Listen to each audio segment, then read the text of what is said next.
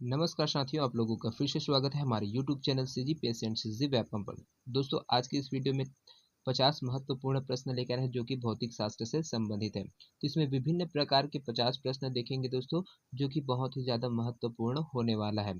इस प्रकार के प्रश्न है वो प्रयोगशाला तकनीशियन में लगातार पूछा गया है और ये पूछे जाएंगे। इसमें से आपका 5 नंबर है वो फिक्स है, तो इसको छोड़ के ना जाइएगा, लास्ट तक देखिएगा, बहुत ही ज़्यादा महत्वपूर्ण प्रश्न है। तो जितने भी नए दोस्त हमारे इस वीडियो को पहली बार वीडियो को देख रहे होंगे दोस्तों, हमारे चैनल को सब्सक्राइब जरूर कर लेना, साथ में बेल आइकन को भी प्रेस कर लेना ताकि आप लोगों को नोटिफिकेशन के माध्यम से वीडियो है वो मिलता रहे।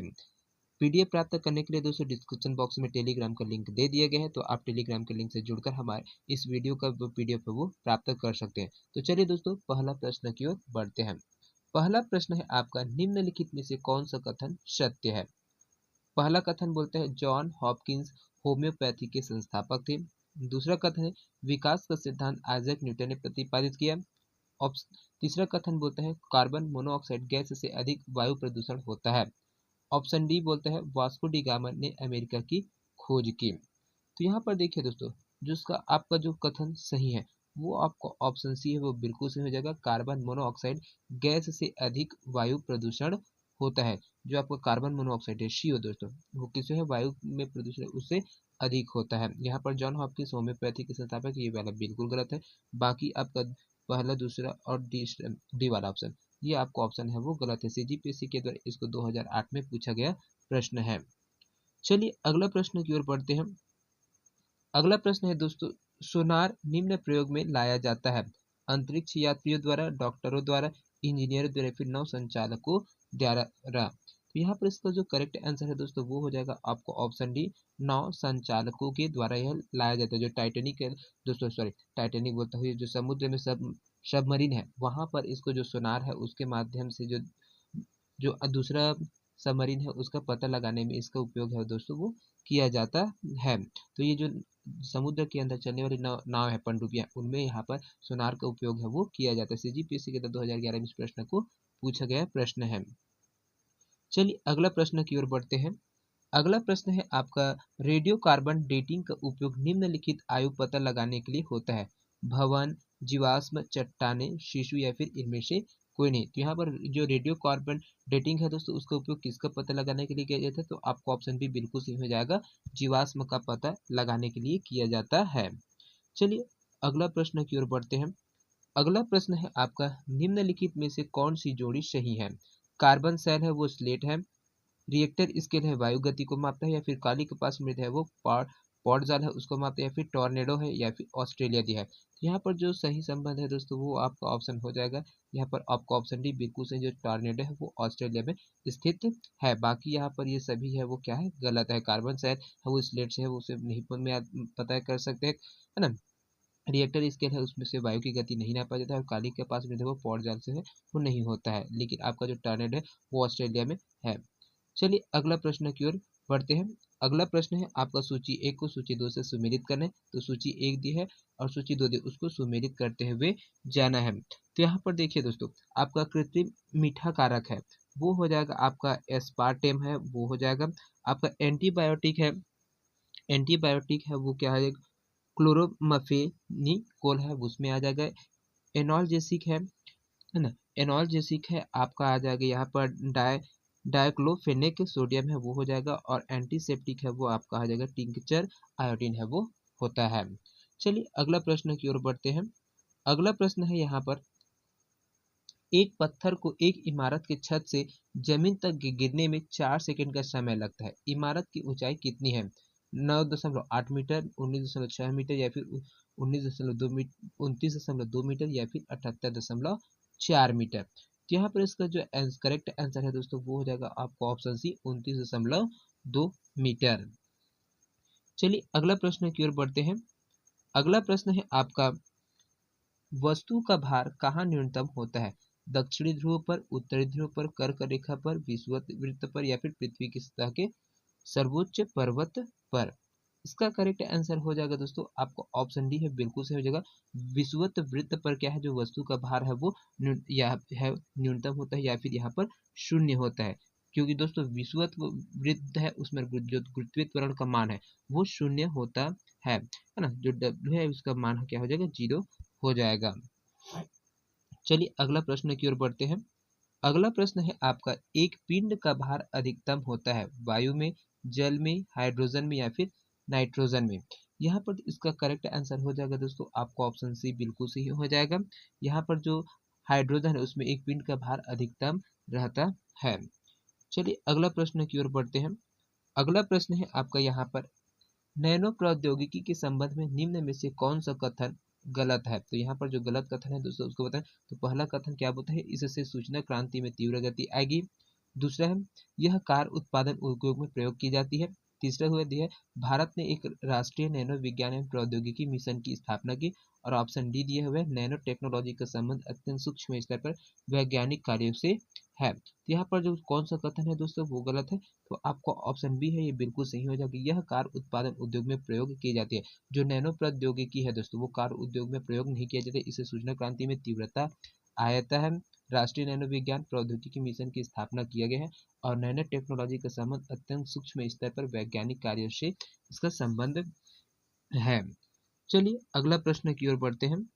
अगला प्रश्न है आपका यहाँ पर, बहुत ही महत्वपूर्ण प्रश्न है दोस्तों। ईश्वरीय कण के रूप में प्रसिद्ध हिग्स बोसोन की प्रसिद्ध हालिया खोज में बोसोन शब्द किस वैज्ञानिक के नाम से लिया गया है। सतीश बोस, नील बोर या फिर जेसी बोस या फिर SN बोस। तो यहाँ पर दोस्तों जो आपका खोज किया गया है हिग्स बोसोन की प्रसिद्ध हालिया खोज में, है ना, जो बोसोन शब्द लिया गया है वो SN बोस के जो वैज्ञानिक है उनके आधार पर है वो लिया गया है। चलिए अगला प्रश्न की ओर बढ़ते हैं।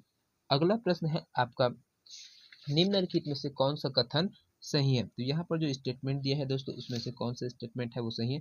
पहला स्टेटमेंट बोलता है, इलेक्ट्रिक मोटर यांत्रिक ऊर्जा को विद्युत ऊर्जा में बदलती है। और ऑप्शन बी दिया है, इलेक्ट्रिक जनरेटर विद्युत ऊर्जा को यांत्रिक ऊर्जा में बदलती है। ऑप्शन सी दिया है, गैल्वेनोमीटर किसी सर्किट में करंट की उपस्थिति का पता लगाता है।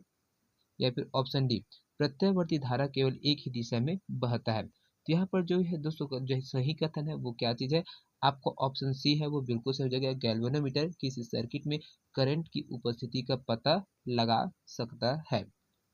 चलिए अगला प्रश्न की ओर बढ़ते हैं।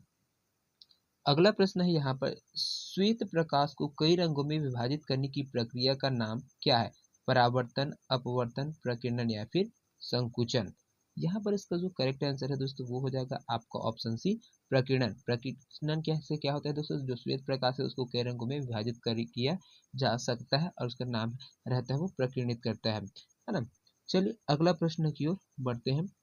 अगला प्रश्न है आपका, एक आदर्श एमीटर एवं एक आदर्श वोल्ट मीटर के प्रतिरोध हैं क्रमशः शून्य और उच्च, उच्च एवं शून्य, शून्य एवं निम्न या फिर शून्य एवं अनंत। तो यहाँ पर जो आदर्श मीटर है दोस्तों उसका आदर्श वोल्ट मीटर के जो प्रतिरोध होते हैं वो क्या होते हैं, शून्य और अनंत होते हैं। चलिए अगला प्रश्न की ओर बढ़ते हैं। अगला प्रश्न है आपका यहाँ पर, एक माध्यम का अपवर्तनांक म्यू किस पर निर्भर करता है। माध्यम के तापक्रम पर, आपतित किरण का तरंग दैर्ध्य पर, माध्यम की प्रकृति एवं भौतिक अवस्था पर या फिर उपयुक्त सभी। तो यहाँ पर जो माध्यम का अपवर्तनांक होता है दोस्तों वो जो म्यू दिया है वो उपयुक्त सभी में फॉलो करेगा। माध्यम के तापक्रम पर भी निर्भर करेगा, आपतित किरण का तरंग दैर्ध्य है उसमें पर भी करेगा, और माध्यम की प्रकृति एवं भौतिक अवस्था है उस पर भी ये निर्भर करता है। इसको सीजी व्यापक में पटवारी के एग्जाम होता 2019 में, उसमें इस प्रश्न को पूछा गया प्रश्न है। चलिए अगला प्रश्न की ओर बढ़ते हैं। अगला प्रश्न है दोस्तों, यदि एक विशेष पदार्थ का वैद्युत प्रतिरोध अचानक शून्य तक गिर जाता हो तो पदार्थ है अतिचालक, अर्धचालक, धात्विक चालक या फिर कुचालक। तो यहाँ पर क्या चीज हो जाएगा दोस्तों, इसका आंसर आपको ऑप्शन ए है बिल्कुल से हो जाएगा, अतिचालक। दोस्तों ये जो क्वेश्चन लाए हो इसका ये पर्पस है कि आप लोग जो तैयारी कर रहे हैं प्रयोगशाला तकनीशियन के लिए तो उसमें आप थ्योरी का क्लास जो करते होंगे उसमें करिए और इस टॉपिक से करिए, ताकि इस टॉपिक से आपका जो 20 नंबर का भौतिक है ना 20 नंबर का भौतिक रसायन से प्रश्न आएगा वो बहुत ही ज़्यादा महत्वपूर्ण है, क्योंकि इसमें जो PDF क्लास है उसमें सब चीज़ को डिटेल से बता नहीं सकते, बहुत लंबा क्लास हो जाता है और क्वेश्चन भी ज़्यादा लाना रहता है, 50 क्वेश्चन डेली लाना रहता है। तो आप लोग अपना जो तैयारी कर रहे हैं उसको आप तैयारी करते रहिए, थ्योरी क्लास है उसको देखते रहिए, थ्योरी का आप है अपना बुक के साथ है पढ़ते रहिए। और साथ में ये ऑप्शनल क्वेश्चन है, इसका मेन पर्पज़ क्या है कि आप कितने अंदर तक इसको पढ़ सकते हैं और कैसे क्वेश्चन है आने की संभावना है, इसको आपको लाने के लिए यहाँ पर बताया जा रहा है। तो इसको भी पढ़िए, देखते रहिए, इस क्वेश्चन का सिलेक्शन देखिए और इस टाइप के क्वेश्चन से रिलेटेड जितने भी आपको बुक में मिल जाएगा उनको तैयारी है वो करते रहेगा, मेरा सजेशन यही है। चलिए अगला क्वेश्चन की ओर बढ़ते हैं। यहाँ पर अगला प्रश्न है आपका, सूची 1 को सूची 2 से सुमेलित करें और नीचे दिए कूट की सहायता से सही उत्तर का चयन करें। तो यहाँ पर सूची 1 दिया है दोस्तों, उसमें प्रकाश की तीव्रता दी है, प्रकाश का रंग दिया है, प्रकाश का वेग दिया है, प्रकाश का गमन दिया है और प्रकाश का विवर्तन है। तो सूची 2 में गुण दिया है, अपवर्तनांक दिया है, आयाम दिया है और आवृत्ति दिया है और प्रथांतर है वो दिया हुआ है। तो इसको आपको मिलाकर है वो लिखना है। तो सूची 1 और सूची 2 में है आपको मिलान है वो करना है। तो यहाँ पर देखिए दोस्तों, जो प्रकाश की तीव्रता होती है वो क्या होते हैं, माध्यम के गुण के ऊपर डिपेंड करते हैं। प्रकाश का रंग है वो आपका प्रकाश का आयाम होता है। प्रकाश का वेग है वो आपका पथांतर रहता है ना। और प्रकाश का गमन होता है वो आपका माध्यम का अपवर्तनांक निकालता है। और प्रकाश का विवर्तन होता है प्रकाश की आवृत्ति के ऊपर डिपेंड है वो करती है ना। चलिए अगला प्रश्न की ओर बढ़ते हैं। यहाँ पर अगला प्रश्न है आपका, बहुत ही महत्वपूर्ण प्रश्न है। निम्नलिखित में से कौन सा सुमेलित नहीं है? विद्युत का सर्वोत्तम चालक चांदी, सर्वाधिक पाया जाने वाली धातु लौह अयस्क, सर्वाधिक आघातवर्धनीय धातु सोना और सबसे हल्की धातु लिथियम। तो यहाँ पर जो कौन सा स्टेटमेंट है वो बिल्कुल सुमेलित नहीं है, वो तो हो जाएगा आपका जो सर्वाधिक पाई जाने वाली धातु दिया हुआ है वो लौह अयस्क का दिया है, ये वाला आपका ऑप्शन है वो बिल्कुल सही हो जाएगा। ये क्या है, सुमेलित नहीं है। बाकी आपका विद्युत का सर्वोत्तम चालक है वो चांदी होता है, सर्वाधिक आघातवर्धनीय धातु सोना होता है और सबसे हल्की धातु होता है लिथियम होता है। जो लौह अयस्क है दोस्तों वो क्या है, सर्वाधिक नहीं पाई जाती। इसके यहाँ पर जो एल्यूमिनियम है Al है ना, ये सर्वाधिक है वो पाया जाता है। जो एल्यूमिनियम धातु सबसे ज्यादा है वो पाया जाता है। चलिए अगला प्रश्न की ओर बढ़ते हैं। यहाँ पर सूची 1 दी है और सूची 2 को आपको मिलाना है और जो नीचे कोट दिया गया उसमें आपको इसको देखना है कि कौन क्या है। तो वाष्पन की क्रिया है दोस्तों, वो है आपका द्रव्य गैस में होता है। वाष्पन की क्रिया यहाँ पर द्रव से गैसीय अवस्था में जाता है। ऊर्ध्वपातन है दोस्तों, ऊर्ध्वपातन है वो ठोस से गैस के रूप में जाता है। हिमन है, हिमन जो फ्रीजिंग होता है आपका, फ्रीजिंग होता है वो आपका आ जाता है द्रव्य अवस्था से ठोस अवस्था में परिवर्तित होता है।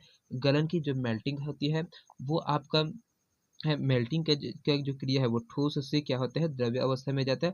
और संघनन है, संघनन ही गैस से द्रव्य अवस्था में जाता है। ये वाला आपको ऑप्शन ए है दोस्तों, वो वाला आपको मैच कर सकते हैं, है ना। चलिए अगला प्रश्न की ओर बढ़ते हैं। अगला प्रश्न है आपका यहाँ पर, निम्नलिखित विद्युत चुम्बकीय विकिरणों को ऊर्जा के घटते क्रम में व्यवस्थित कीजिए। अवरक्त किरण, पराबैंगनी किरण या फिर रेडियो तरंग या फिर सूक्ष्म तरंग। तो इसको किसमें करना है दोस्तों, जो घटते क्रम है उसे ज्यादा से कम की ओर आपको इसको मैच करना है। तो यहाँ पर इसका जो सही आंसर है दोस्तों वो क्या हो जाएगा आपका, देखिए सबसे पहले कौन सा चीज आएगा आपका, सबसे पहले आपका पराबैंगनी किरण है वो आ जाएगा, है ना। पराबैंगनी किरण है वो आ जाएगा। उसके बाद आपका अवरक्त किरण है वो आ जाएगा।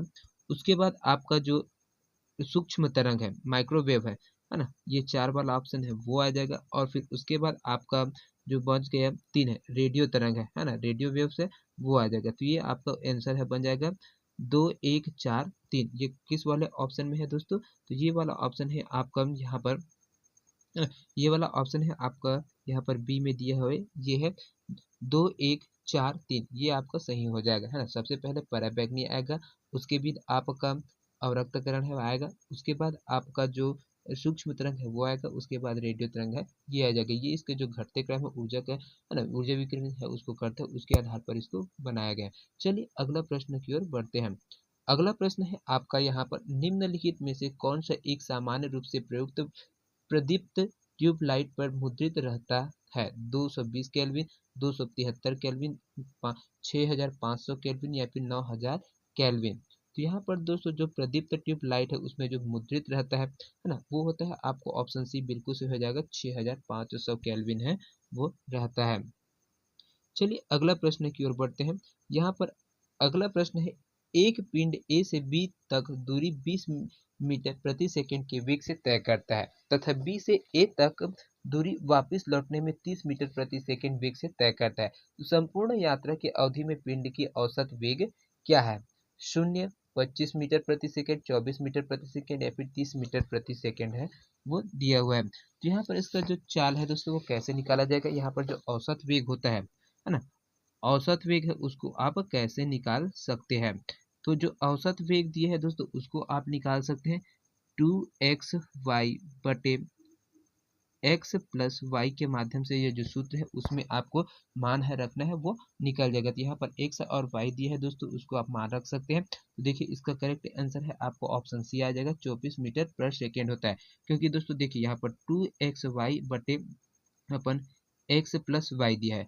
इसको हम जैसे सॉल्व करते हैं तो क्या करेंगे? तो यहाँ पर जो ए बी दूरी है दोस्तों उसमें तो 2 है, तो 2 को लिखेंगे, गुणा रखेंगे जो आपका पहला दूरी ए से बी दूरी है तो वो 20 होता है, वो हो जाएगा, गुणा आपका 30 है वो हो जाएगा, बटा x प्लस वाई रखेंगे तो 20 प्लस है आपका 30 आ जाएगा। तो यहाँ पर जैसे ही हम सॉल्व करेंगे तो यहाँ पर देखिए जो आपका जो 30 है वो 30 से कट जाएगा यहाँ पर, और 20 है वो 20 से कट जाएगा, है ना। यहाँ पर सॉरी ये 20 है, सॉरी ये 50 है वो हो जाएगा, दोनों नीचे से जुड़ जाएगा। तो यहाँ पर देखिए ये चीज है 2 गुना 20 गुना 30 है वो हो जाएगा, है ना। तो इसको आप सॉल्व करेंगे और 50 है उसमें काट देंगे। जैसे ही काटेंगे तो आपका जो 24 है वो आंसर है वो आ जाएगा, है ना। चलिए अगला प्रश्न की ओर बढ़ते हैं। अगला प्रश्न है आपका, दंत चिकित्सक द्वारा दांत को केंद्रित कर परीक्षण हेतु प्रयुक्त दर्पण क्या है? अवतल, उत्तल, समतल या फिर समतल उत्तल। तो यहाँ पर इसका जो करेक्ट आंसर है दोस्तों वो हो जाएगा आपको ऑप्शन ए बिल्कुल से हो जाएगा, अवतल। कॉनकेव लेंस है वो रहता है। चलिए अगला प्रश्न की ओर बढ़ते हैं। अगला प्रश्न है आपका, सूर्य का निर्माण हुआ है हाइड्रोजन से, हीलियम से, ए बी दोनों से या फिर इनमें से कोई नहीं। तो यहाँ पर जो सूर्य से जो दोस्तों एनर्जी निकलती है वो हाइड्रोजन और हीलियम के संलयन से यहाँ पर जो सूर्य के जो प्रकाश है वो निकलता है। यहाँ पर सूर्य का निर्माण देंगे तो इसमें आपका हाइड्रोजन और हीलियम है, दोनों आ जाएगा, ऑप्शन सी बिल्कुल सही हो जाएगा।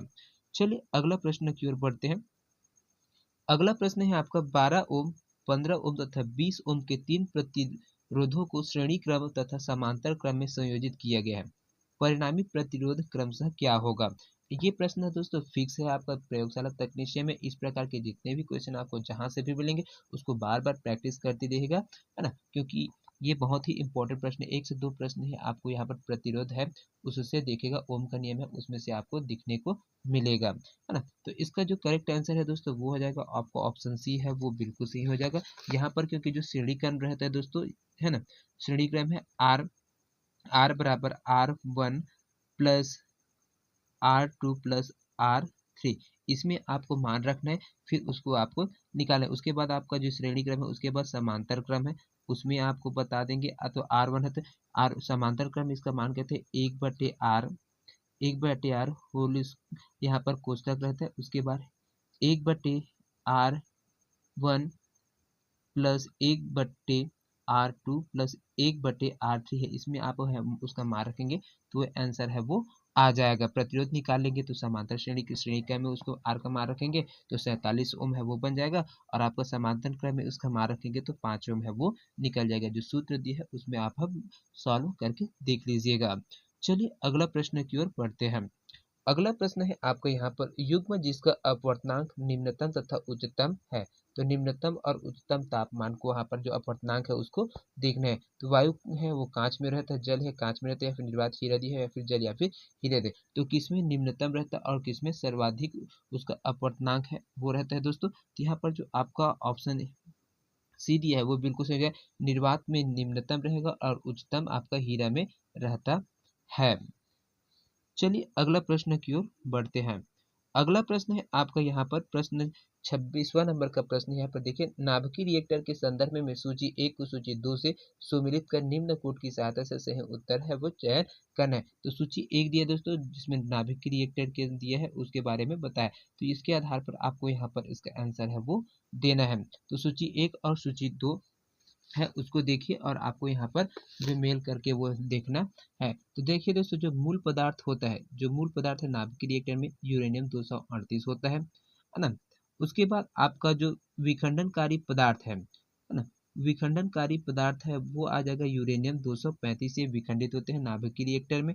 आपका मंदक के रूप में, जो मंदक के रूप में है उसका प्रयोग किया जाएगा तो ग्रेफाइट के रूप में, नाभिकीय रिएक्टर में ग्रेफाइट का उपयोग मंदक के रूप में है वो किया जाता है। नियंत्रक के रूप में दोस्तों यहाँ पर आ जाएगा, नियंत्रक के रूप में आपका यहाँ पर जो कैडमियम है नाभिकीय रिएक्टर में उसका उपयोग किया जाता है, और आपका शीतलक है वो जल का उपयोग किया जाता है, शीतलक के रूप में जल का उपयोग है वो किया जाता है। चलिए अगला प्रश्न की ओर बढ़ते हैं। यहाँ पर अगला प्रश्न है दोस्तों, निम्नलिखित में से क्या न्यूक्लियर रिएक्टर में मॉडरेटर का काम करता है? यूरेनियम, ग्रेफाइट, थोरियम या फिर हैवी वाटर? इसका आंसर आप लोग बताइएगा दोस्तों। ये बहुत ही इंपॉर्टेंट प्रश्न है, एक क्वेश्चन ऐसा भी होना चाहिए जो आप लोग है उसको आंसर कमेंट में जरूर करिएगा, है ना। इसको आपको जो टेस्ट के तौर पर हम है यहाँ पर क्या करते हैं, जो टेस्ट है उसके तौर पर हम रखते हैं यहाँ पर। इसका आंसर आप कमेंट बॉक्स में जरूर करिएगा। क्या है, न्यूक्लियर रिएक्टर में जो मॉडरेटर का काम करता है वो क्या करता है? यूरेनियम, ग्रेफाइट, थोरियम या फिर हैवी वाटर? तो इसको आप जरूर बताइएगा, इसको टेस्ट के तौर पर रखते हैं। चलिए अगला प्रश्न की ओर बढ़ते हैं। यहाँ पर अगला प्रश्न है 28वां नंबर का प्रश्न है, न्यूक्लियर पावर रिएक्टर के संदर्भ में निम्न कथनों पर विचार कीजिए। यूरेनियम 235 का उपयोग विखंडन पदार्थ के रूप में होता है, ग्रेफाइट का उपयोग बंधक के रूप में होता है, लेड की छड़ों का उपयोग नियंत्रक के रूप में होता है, या फिर द्रव्य सोडियम का उपयोग शीतलक के रूप में होता है। यहाँ पर जो कौन से स्टेटमेंट है दोस्तों वो उन पर विचार करना, सही गलत है उसको आपको बताना है। तो यहाँ पर देखिए दोस्तों, आपका जो ऑप्शन है ना, यूरेनियम 235 का उपयोग विखंडन पदार्थ के रूप में होता है, तो ये वाला स्टेटमेंट है बिल्कुल सही हो जाएगा। उसके बाद आपका जो ग्रेफाइट का उपयोग मंदक के रूप में होता है, ये वाला भी स्टेटमेंट है वो बिल्कुल सही हो जाएगा। लेड की छड़ों का उपयोग नियंत्रक के रूप में होता है, तो ये वाला है आपका बिल्कुल गलत है। यहाँ पर ग्रेफाइट का उपयोग मंदक के रूप में किया जाता है, ये चीज दिया हुआ है ना। तो ये चीज भी देखिए। और उसके बाद चौथा स्टेटमेंट है वो देखिए, द्रव्य सोडियम का उपयोग शीतलक के रूप में होता है। तो यहाँ पर जो स्टेटमेंट है दोस्तों वो आपका जो सही हो जाएगा, है ना, वो रहेगा आपका पहला, दूसरा और चौथा स्टेटमेंट है वो सही, लेकिन तीसरा है वो बिल्कुल गलत हो जाएगा। आपको ऑप्शन बी है वो बिल्कुल सही है। चलिए अगला प्रश्न की ओर बढ़ते हैं। अगला प्रश्न है, मोटर कार बैटरी के संदर्भ में निम्न कथनों पर विचार कीजिए। वोल्टेज सामान्यतः 12 वाट होता है, हाइड्रोक्लोरिक अम्ल का उपयोग वैद्युत अपघट्य के रूप में होता है, इलेक्ट्रिक लेड तथा कॉपर लेड के होते हैं, क्षमता को एम्पियर घंटा के रूप में व्यक्त करते हैं। तो यहाँ पर जो कौन कौन से स्टेटमेंट है दोस्तों वो सही हो जाएगा। तो आपका यहाँ पर देखिए, जो वोल्टेज सामान्यतः 12 वोल्ट होते हैं वो बिल्कुल सही है, और आपका क्षमता को एम्पियर घंटा के रूप में व्यक्त किया जाता है। बाकी दूसरा और तीसरा स्टेटमेंट है वो गलत है। चलिए अगला प्रश्न की ओर बढ़ते हैं। अगला प्रश्न है 30वां नंबर का, जल में उपस्थित हवा का बुलबुला कार्य करता है। एक उत्तल दर्पण पर, एक उत्तल लेंस पर, या फिर एक अवतल दर्पण या फिर एक अवतल लेंस है उसमें। यहाँ पर जल में उपस्थित जो हवा का बुलबुला है दोस्तों किसकी तरह कार्य करता है? एक अवतल लेंस की तरह क्या करता है? कार्य करता है। चलिए अगला प्रश्न की ओर बढ़ते हैं। यहाँ पर सूची 1 को सूची 2 से मेल करना है, और आपका जो सही आंसर है उसको आपको बताना है। तो सूची 1 में क्या चीज दिया हुआ है दोस्तों यहाँ पर? तो सूची 1 में दिया हुआ है उच्च वेग है। उच्च वेग है उसका जो इकाई होता है वो एंगस्ट्रॉन्ग होता है ना। उच्च वेग है उसके जो इकाई, सॉरी एंगस्ट्रॉन्ग बोल दिया यहाँ पर, है ना। उच्च वेग है उसको किसे मैप है उससे मापा जाता है, तरंग दैर्ध्य है उसको आपको एंगस्ट्रॉन्ग से किया जाता है, और जो दाब है उसका जो मात्रक होता है वो पास्कल, जो यूनिट इकाई है दोस्तों वो आपका पास्कल होता है, और ऊर्जा का मात्रक क्या होता है? जूल होता है। यहाँ पर एक बार और देख लीजिए, जो वेग है उसका जो मात्रक है वो मैक होता है, मतलब यूनिट है वो मैक होता है, तरंग दैर्ध्य है उसका एंगस्ट्रॉन्ग होता है, दाब का पास्कल होता है, और ऊर्जा उसका जूल होता है। चलिए अगला प्रश्न की ओर बढ़ते हैं। सूची 1 को सूची 2 से मिलाना है, और इसका आंसर है आपको बताना है। ये प्रश्न दोस्तों बहुत बार पूछा गया प्रश्न है, तो इसको आपको बताना है ना, सही आंसर के साथ में। तो यहाँ पर देखिए दोस्तों, जो लिथोस्फीयर है दोस्तों, है ना, लिथोस्फीयर है उसका क्या आ जाएगा? यहाँ पर जो लिथोस्फीयर है वो आपका मृदय है उसमें है। हाइड्रोस्फीयर है, हाइड्रोस्फीयर है उसका आ जाएगा आपका जल में। एटमॉस्फेयर है वो गैसों का मिश्रण हो जाएगा, और आपका बायोस्फीयर है वो जीवित वस्तु है वो हो जाएगा। चलिए अगला प्रश्न की ओर बढ़ते हैं। अगला प्रश्न है आपका 33वां नंबर के। यहाँ पर देखिए, ऊर्ध्वाधर तल एलिवेशन एवं क्षैतिज तल एजीमथ में कोणीय दूरी को मापने में प्रयुक्त होने वाला यंत्र क्या है?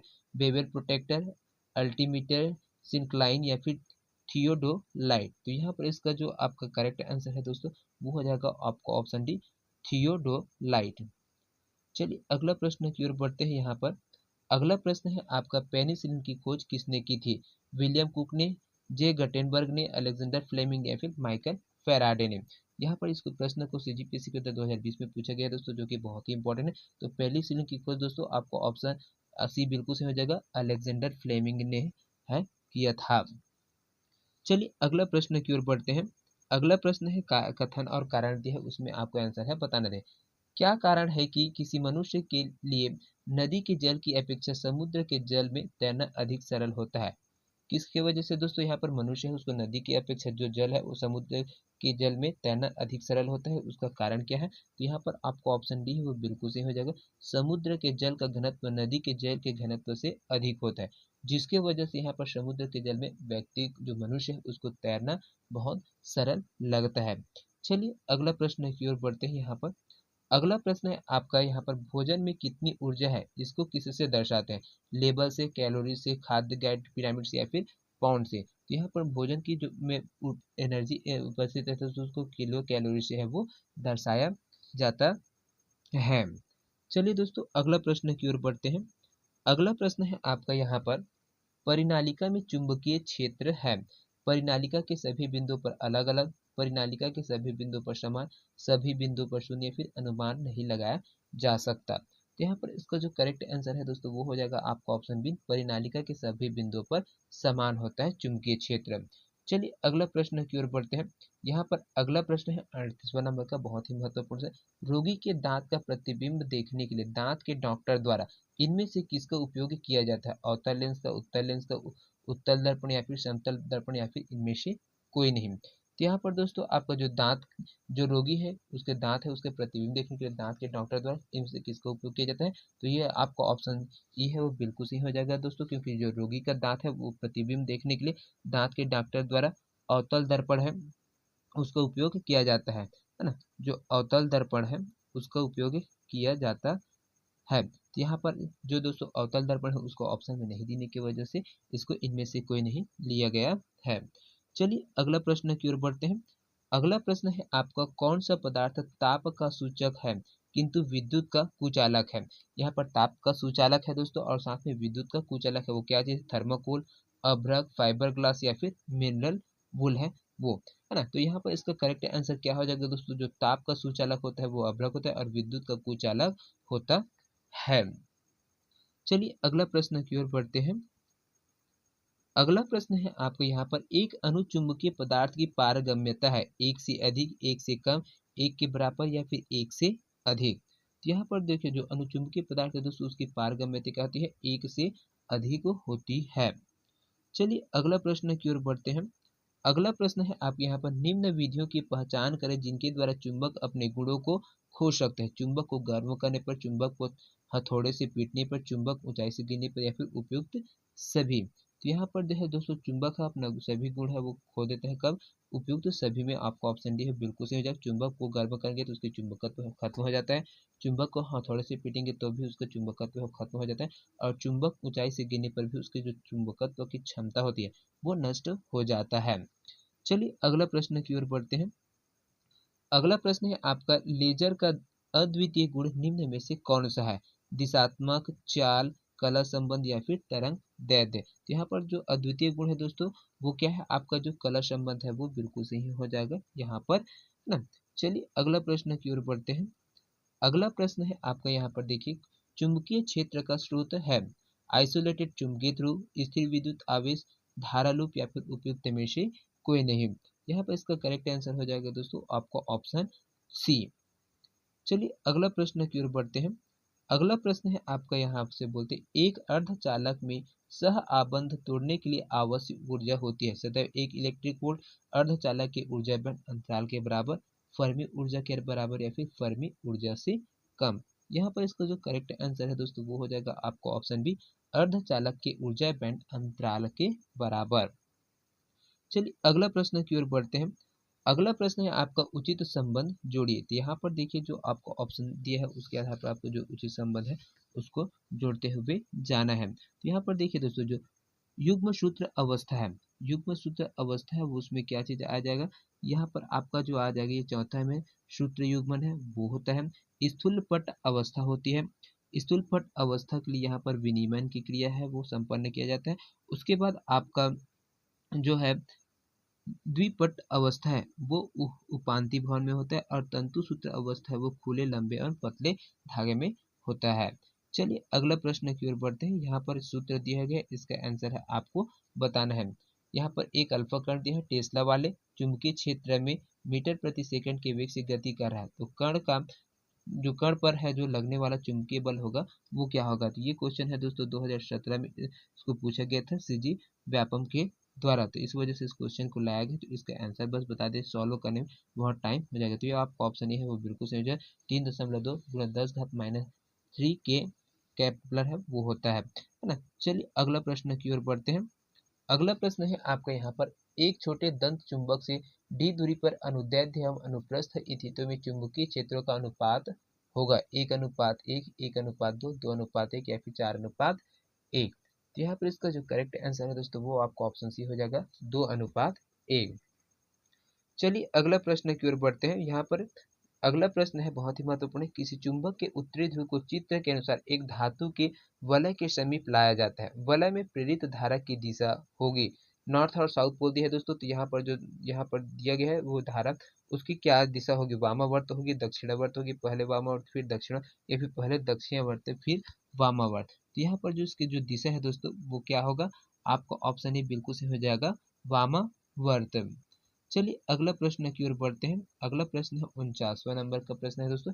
एक शुद्ध सिलिकॉन के साथ इनके डोपिंग के द्वारा एक एन टाइप एवं पी टाइप सिलिकॉन प्राप्त किया जा सकता है, क्रमशः सोडियम और मैग्नीशियम से, क्रमशः फास्फोरस एवं बोरान से, क्रमशः बोरान एवं फास्फोरस, या फिर क्रमशः इंडियम और सोडियम से। तो यहाँ पर इसका जो करेक्ट आंसर है दोस्तों वो हो जाएगा आपको ऑप्शन बी, क्रमशः फास्फोरस एवं बोरान से। तो आज के सेशन का अंतिम प्रश्न है दोस्तों, 50 नंबर का प्रश्न है, बहुत ही महत्वपूर्ण प्रश्न है।